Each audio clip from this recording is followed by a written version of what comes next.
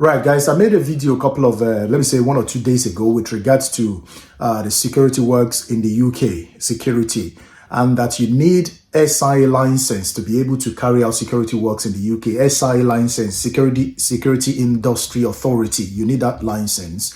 And I tried to shed a bit of light on the different types of license you can have regarding the security jobs in the UK. Basically, there are door supervision license, there is a CCTV, which is the closed circuit television, and there's another one which is the static. There could be some other ones, but the major ones that are being used on a regular basis, every day by day, ranges between the three, among the three. Now, the CCTV, if you have the CCTV license, you can only work monitoring CCTV. You cannot work in Tesco's as a retail security. You cannot work in the door supervision. You cannot work as a concierge if you only have the closed circuit television, which is the CCTV. And now, in the case of the static as well, you cannot work, you cannot use that one as a retail security job. You cannot use it for concierge. You cannot use it, as a receptionist in various companies and organizations. You understand? To be able to work as a retail security, maybe, for example, in Tesco's and, different kinds of places like more, or you're working as a concierge, you will need the door supervision to be able to do that. So there are different types. If you hold the door supervision license, which I will encourage people to get because this is diverse. You can use that door supervision license to work in various places. You can use it as a retail security. You can use it as a concierge. You can use it to work as corporate security.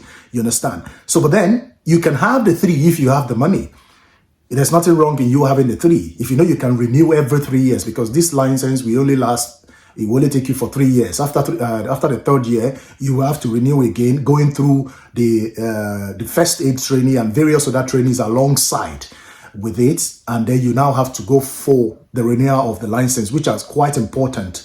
And one thing I need you to have at the back of your mind is that you are going to go through what is called the DBS check-ins. When you are applying for this license, they will carry out what is called the DBS. You understand? Don't forget that this SIA license is linked directly with the Home Office. So everything that is pertaining to you is going to be checked when you are applying for the SIA license. So make sure you stay out of trouble if you are interested in working in the Security Industry Authority. This is quite important. Now, one thing I need you to have at the back of your mind as well is that you don't apply for one job and you expect to get the job.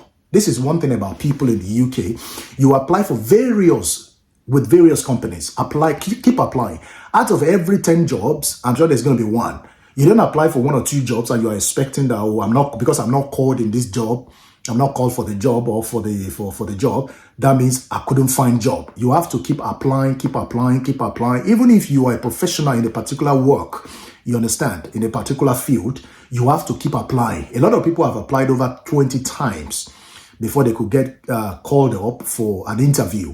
You understand? The fact that it's a security job doesn't mean it's just going to be cheap. It has to go through the normal procedure for you to be able to get the job. They are going to run the DBS on you first before you will be issued with the, the SIA license. So have that at the back of your mind. But it's quite important you know that no matter how difficult it is, you need to first of all know, what do you want to do as a security? What kind of job do you like? Do you like to work as a retail security? Do you like the retail part of the security? Or do you like to work as a concierge? Or do you like to work in a corporate security settings? You understand? Do you like to work on construction site? So you need to know exactly what you want before you go for the license. Because to me, I don't see any reason why you have to have the 3 licenses if you can only work as a concierge, or if you can only work in the control room, which is the CCTV, or if you can only work on construction site. I don't see any reason why. A lot of people do carry 3 licenses: the door supervision license, the static, and the CCTV. And at the end of the day, they are only working in the retail store. You understand? And at the end of the day, after 3 years, you want to renew 3 again when you are only using 1. So it doesn't really make sense to me. It's just a pure waste of money. So you need to understand exactly what you want to do in the security settings before you go to apply for the license. If I like to work in Tesco's, as a retail security officer, I will only go for the door supervision license, which is okay for me. I don't need the CCTV. In some cases, you might be required to monitor the CCTV as well.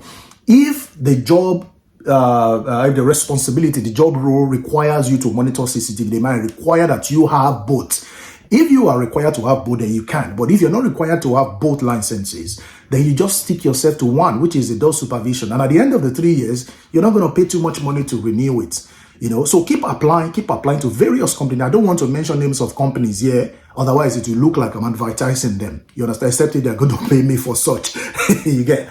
But then, in as much as it is, you just have to keep applying until you get something. There is a job for everybody in the UK. There is a job for you. There is a job for that person. There's a job for everybody. You just have to make sure that you put your CV together.